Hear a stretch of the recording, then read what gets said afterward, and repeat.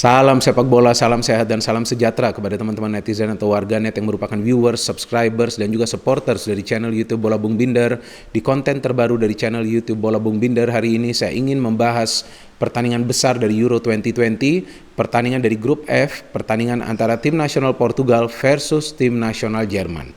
Kita tahu bahwa grup F ini adalah grup neraka di Euro 2020 karena memang ada Prancis, selain juga Portugal dan Jerman, beserta tim nasional Hongaria yang juga adalah salah satu tim yang perlu diwaspadai. Walaupun ya status mereka adalah underdog. Tapi kan di Euro ini kita tahulah sering muncul kejutan. Seperti Inggris kan ditahan tim nasional Skotlandia dengan skor 0-0. Dan saya juga menilai bahwa grup D, di mana ada Inggris, ada Skotlandia, ada Kroasia, ada Republik Ceko, ya itu juga merupakan grup neraka bagi Inggris. Dan ternyata terbukti, setelah Inggris menang 1-0 lawan Kroasia, mereka tidak bisa menang lawan Skotlandia. Dan Republik Ceko yang mungkin tidak diperhitungkan ya, ternyata kita tahu sementara ini berada di peringkat nomor 1 karena menang selisih gol dari tim nasional Inggris, meskipun poin mereka sama 4. Jadi di grup F ini juga tentu kita tidak akan mudah untuk memprediksi hasil akhir dari sebuah pertandingan. Walaupun first match Jerman lawan Prancis yang diunggulkan di atas kertas. Betul Prancis bisa menang, tapi kan skornya tipis. Tapi kan gol juga akibat gol bunuh diri dari Matt Hummels. Jadi artinya tim nasional Jerman ini tidak mudah dikalahkan. Prancis dengan begitu banyak pemain-pemain hebat mereka saja susah payah bisa meraih kemenangan. Apalagi sekarang Portugal yang lebih banyak mengandalkan Cristiano Ronaldo. Kan logikanya seperti itu. Ini kita berbicara logika, secara logis. Tapi sepak bola ini aneh teman-teman. Kadang-kadang apa yang kita pikirkan atau kita perkirakan justru bisa berbalik. Ya, contoh seperti Manchester City kalah kan tuh di final UCL. Ya kan, memang banyak dari teman-teman yang juga menjagokan Manchester City, ternyata kan Chelsea yang menjadi juara. Bahkan Chelsea bisa mengalahkan Real Madrid dan Atletico Madrid. Itu kan sebuah kejutan. Padahal secara logis, ya Chelsea yang baru ditangani oleh Thomas Tuchel, mana mungkin bisa mengalahkan Atletico Madrid yang sudah cukup lama dilatih oleh Simeone. Mana bisa mengalahkan Real Madrid yang sudah cukup lama ditangani oleh Zidane. Dan kemudian masa sih bisa mengalahkan Manchester City yang sudah lama dilatih oleh Pep Guardiola? Ternyata kan berbalik. Chelsea yang menang. Jadi sama juga bagi pertandingan-pertandingan di grup F, bahwa tidak ada yang pasti dalam setiap pertandingan tersebut. Meskipun Prancis bisa meraih kemenangan. Terus apa yang kita melihat menjadi masalah bagi tim nasional Jerman di pertandingan lawan Prancis? Kalau saya perhatikan bahwa masalah mereka bukan dalam urusan bertahan. Karena France tidak banyak mendapatkan peluang yang berbahaya. Yang saya perhatikan dari Mbappe, satu dari dalam kotak penalti saya kira ya, pada saat dia melakukan gerakan individu, dan kemudian yang kedua Rabiot yang terkena tiang gawang. Tapi dari Jerman juga tidak banyak peluang yang bisa mereka ciptakan. Ya kan? Nah, itu juga menjadi masalah bagi tim nasional Jerman. Artinya dalam urusan menyerang mereka tidak kreatif, mereka tidak bisa melakukan improvisasi dalam melakukan serangan. Saya cuma melihat ada peluang dari Gnabry itu yang berbahaya kan? Ya off target, tapi tetap kan itu berbahaya.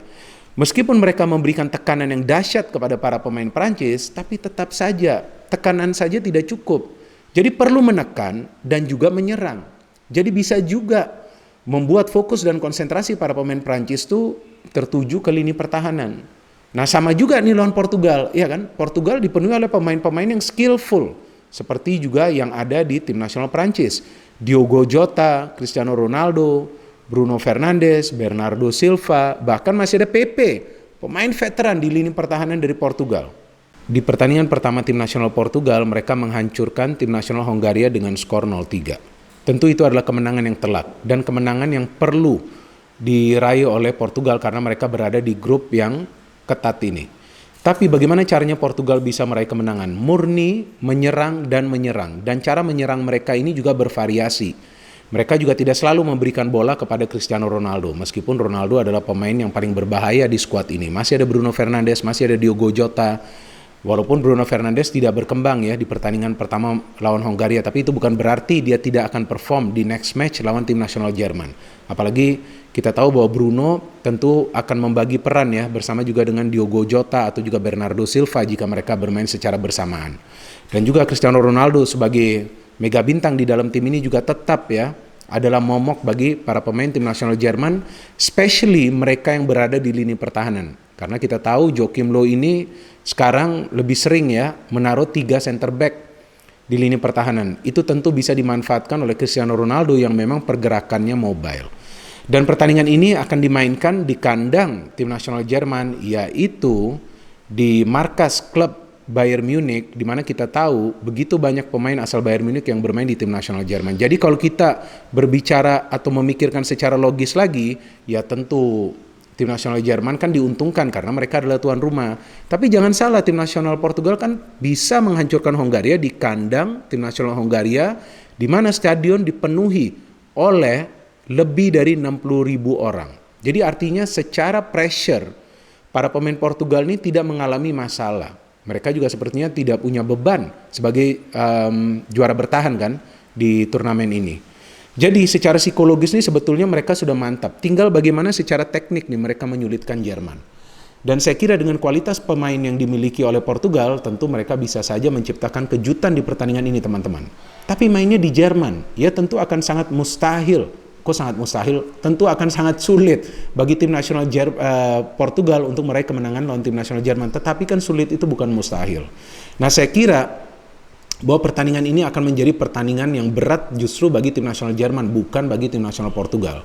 Para pemain dari tim nasional Portugal menikmati permainan mereka lawan Hongaria. Maka itu hingga menjelang menit-menit terakhir mereka bisa mencetak 3 gol. Itu tidak mudah teman-teman, karena Portugal bermain dengan intensitas tinggi dari menit pertama.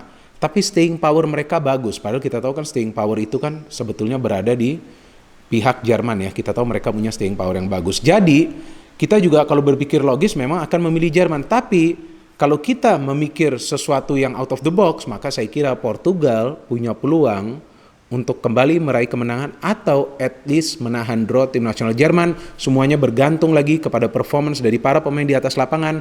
Tapi Jerman kesulitannya adalah untuk menciptakan peluang dan juga mencetak gol. Apalagi form dari Werner dan juga Havertz masih sama seperti form mereka di level klub. Beda dengan para pemain Portugal, Cristiano Ronaldo, Diogo Jota, dan juga Bernardo Silva, permainannya sangat baik dari segi kerjasama dan juga dari individual performance mereka. Jadi bagi saya, persentase dari pertandingan ini adalah 50-50. Ya jika Jerman ingin menang, maka mereka perlu merapikan sistem serangan mereka dan tentunya menciptakan peluang-peluang yang lebih berbahaya. Jadi percuma juga mendapatkan 10 peluang seperti lawan Prancis, tapi tidak ada 1 gol pun.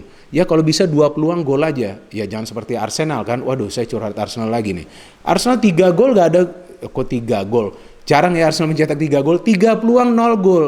Ya percuma, mau sedikit peluang gak masalah, tapi perlu efektif dalam urusan mencetak gol. So for me, it's 50-50 percentage. Meskipun bermain di Jerman, tapi tidak akan mudah bagi tim nasional Jerman untuk menang lawan tim nasional Portugal. Enjoy the match and may the best team win. Silakan bagi teman-teman yang punya pilihan yang berbeda bisa memberikan komentar di kolom komentar di bawah ini. Berikan persentase dari pertandingan ini bagi kalian yang mungkin memilih Jerman atau tim nasional Portugal atau mungkin hasil seri. No hate, only football. Salam sepak bola.